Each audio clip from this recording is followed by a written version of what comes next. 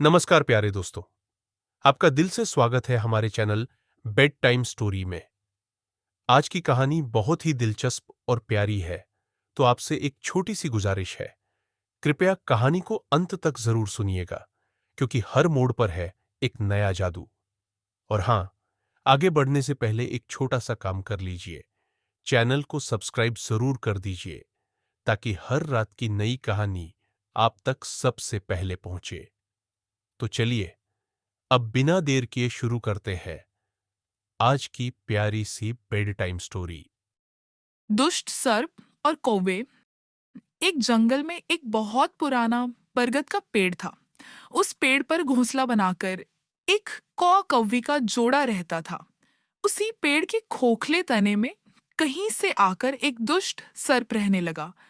हर वर्ष मौसम आने पर कौवी घोंसले में अंडे देती और दुष्ट सर्प मौका पाकर उनके घोंसले में जाकर अंडे खा जाता।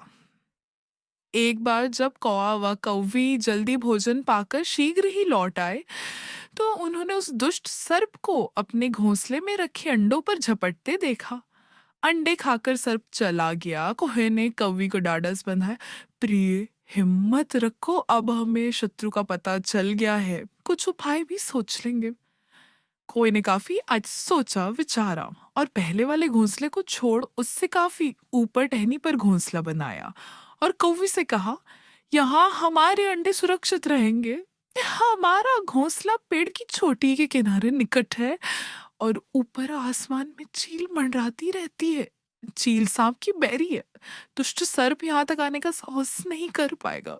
कौवे की बात मानकर कौवी ने नए घोंसले में अंडे सुरक्षित रहे और उनमें से बच्चे भी निकल आए। उधर सर्प उनका घोंसला और गाली देखकर यह समझा कि उसके डर से कौवा कौवी शायद वहां से चले गए हैं, पर दुष्ट सर्प टोह लेता रहता था। उसने देखा कि कौवा कौवी उसी पेड़ से उड़ते हैं और लौटते भी वही हैं। उसे यह समझते देर नहीं लगी कि उन्होंने नया घोंसला उसी पेड़ पर ऊपर बना रखा है। एक दिन सर्प खोह से निकला और उसने कौओं का नया घोंसला खोज लिया। एडिड्स पोस्ट घोंसले में कौआ दंपति के 3 नवजात शिशु थे। दुष्ट सर्प उन्हें एक एक करके घपाघप निगल गया और अपने खोह में लौटकर डकारे लेने लगा। कौवा व कौवी लौटे तो घोंसला खाली पाकर सन्न रह गए। घोंसले में हुई टूट फूट व नन्हे कौओं के कोमल पंख बिखरे देखकर वह सारा माजरा समझ गए। कौवी की छाती तो दुख से फटने लगी। कौवी बिलक उठी, तो क्या हर वर्ष मेरे बच्चे सांप का भोजन बनते रहेंगे? कौवा बोला, नहीं, यह माना कि हमारे सामने विकट समस्या है, पर यहाँ से भागना ही उसका हल नहीं है। विपत्ति के समय ही मित्र काम आते हैं। हमें लोमड़ी मित्र से सलाह लेनी चाहिए। दोनों तुरंत ही लोमड़ी के पास गए। लोमड़ी ने अपने मित्रों की दुख भरी कहानी सुनी। उसने कौवा तथा कौवी के आंसू पोंछे। लोमड़ी ने काफी सोचने के बाद कहा, मित्रों, तुम्हें वह पेड़ छोड़कर जाने की जरूरत नहीं है। मेरे दिमाग में एक तरकीब आ रही है जिससे उस दुष्ट सर्प से छुटकारा पाया जा सकता है। लोमड़ी ने अपने चतुर दिमाग में आई तरकीब बताई। लोमड़ी की तरकीब सुनकर कौआ कौवी खुशी से उछल पड़े। उन्होंने लोमड़ी को धन्यवाद दिया और अपने घर लौट आए।